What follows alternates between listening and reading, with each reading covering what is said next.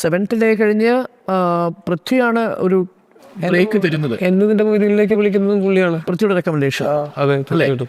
അവിടെ പിന്നെ പ്രൂവ് ചെയ്യുന്നു, പിന്നീട് ആ ലെവലിലേക്ക് വരുന്നു. പക്ഷേ പൃഥ്വിയുടെ ആദ്യം ഡയറക്റ്റ് ചെയ്ത സിനിമയിൽ ഏറ്റവും നിർണായകമായ വേഷം ചെയ്യുന്നു. ഇപ്പോൾ എമ്പുരാൻ വരാൻ പോകുന്നു.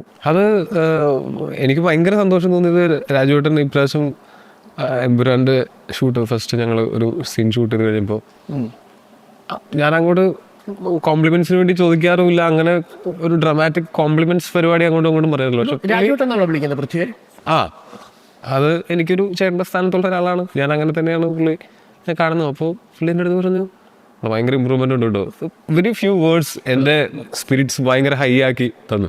അതായത് ഭയങ്കര ഇമ്പ്രൂവ്മെൻ്റ് ഉണ്ട് കേട്ടോ, എല്ലാത്തിലും ഡിക്ഷൻ ആണെങ്കിലും എല്ലാ പ്രൊണൗൺസിയേഷൻ ആണെങ്കിലും ഒക്കെ അടിപൊളി. Thank you.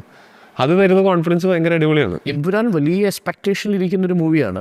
പ്രത്യേകിച്ച് ലൂസിഫർ എന്ന് പറയുന്ന ഫിലിം ഉണ്ടാക്കിയ ഒരു ഓളം, ആ ഓളത്തിന് മുകളിൽ നിന്നില്ലെങ്കിൽ വലിയ ഒരു ബുദ്ധിമുട്ടുണ്ടാവും. അപ്പം ഈ ഷൂട്ട് കഴിഞ്ഞതിന് ശേഷമേ എന്തൊരു ഫീല് ടൊവിനോയ്ക്ക്?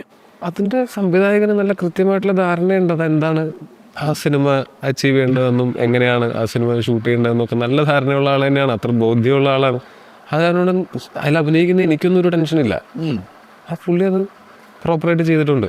ഈ ലൂസിഫറിലെ തന്നെ പല സീനുകളും ശരിക്കും പറഞ്ഞാൽ ഗൂസ് ബംസ് ഉണ്ടാക്കുന്ന സീനുകൾ ഉണ്ടാക്കിയിട്ടുണ്ട്. അതെ ഉണ്ടായിരുന്നു. എക്സ്പെക്ട് ചെയ്യാൻ പറ്റുമോ എമ്പുരാനിൽ? ഉറപ്പായിട്ടും ഉണ്ടാവേണ്ടതാണ്. ഇപ്പോൾ ഗൂസ് ബംസ് ഉണ്ടാവുമോ ഇല്ലെന്ന് പ്രേക്ഷകർ തിയേറ്ററിൽ കണ്ടിട്ടാണ് അറിയേണ്ടത്. പക്ഷേ അതിനുള്ള പരിപാടികളൊക്കെ ആ സിനിമയിലുണ്ട്.